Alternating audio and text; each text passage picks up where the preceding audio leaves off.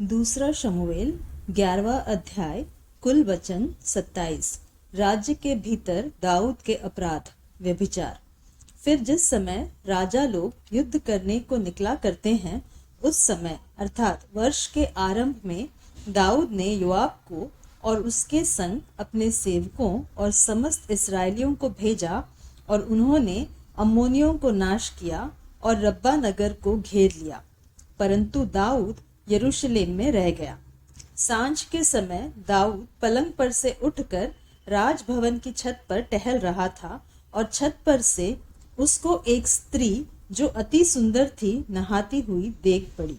जब दाऊद ने भेजकर उस स्त्री को पूछवाया, तब किसी ने कहा, क्या यह एलियाम की बेटी और हित्ती उरिया की पत्नी बेतशेबा नहीं है? तब दाऊद ने दूत भेजकर उसे बुलवा लिया, और वह दाऊद के पास आई और वह उसके साथ सोया। वह तो ऋतु से शुद्ध हो गई थी। तब वह अपने घर लौट गई, और वह स्त्री गर्भवती हुई। तब दाऊद के पास कहला भेजा कि मुझे गर्भ है। तब दाऊद ने योआब के पास कहला भेजा कि हित्ती उरिया को मेरे पास भेज। तब योआब ने उरिया को दाऊद के पास भेज दिया। जब उरिया उसके पास आया, तब दाऊद ने उससे योआब और सेना का कुशल क्षेम और युद्ध का हाल पूछा। तब दाऊद ने उरिया से कहा, अपने घर जाकर अपने पांव धो। और उरिया राजभवन से निकला, और उसके पीछे राजा के पास से कुछ इनाम भेजा गया। परंतु उरिया अपने स्वामी के सब सेवकों के संग राजभवन के द्वार में लेट गया और अपने घर न गया। जब दाऊद को यह समाचार मिला कि उरिया अपने घर नहीं गया, तब दाऊद ने उरिया से कहा, क्या तू यात्रा करके नहीं आया? तो अपने घर क्यों नहीं गया? उरिया ने दाऊद से कहा, जब संदूक और इस्राएल और यहूदा झोपड़ियों में रहते हैं, और मेरा स्वामी योआब और मेरे स्वामी के सेवक खुले मैदान पर डेरे डाले हुए हैं, तो क्या मैं घर जाकर खाऊं पीऊं और अपनी पत्नी के साथ सोऊं? तेरे जीवन की शपथ और तेरे प्राण की शपथ कि मैं ऐसा काम नहीं करने का।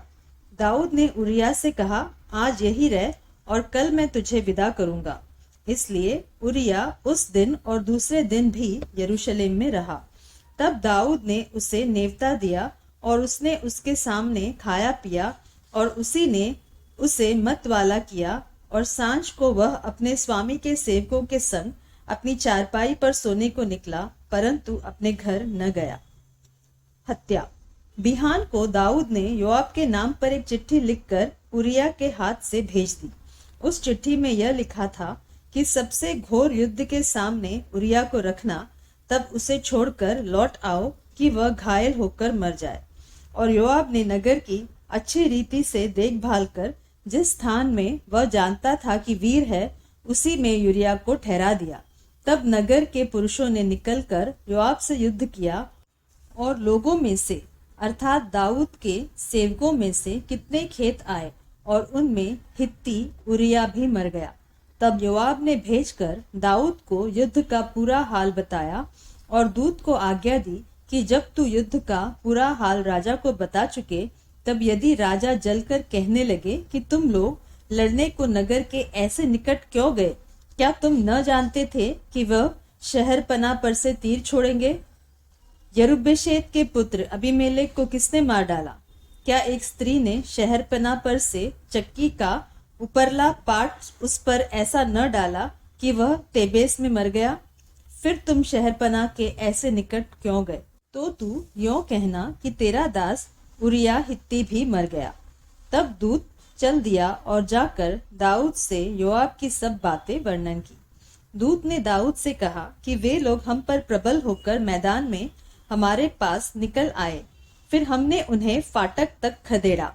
तब धनुर्धारियों ने शहरपनाह पर से तेरे जनों पर तीर छोड़े, और राजा के कितने जन मर गए, और तेरा दास उरिया हित्ती भी मर गया।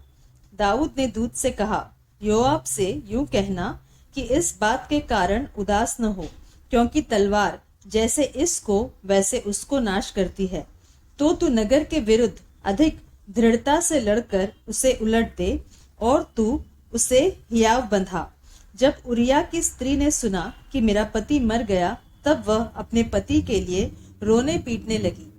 और जब उसके विलाप के दिन बीत चुके, तब दाऊद ने उसे बुलवाकर अपने घर में रख लिया और वह उसकी पत्नी हो गई और उसके पुत्र उत्पन्न हुआ।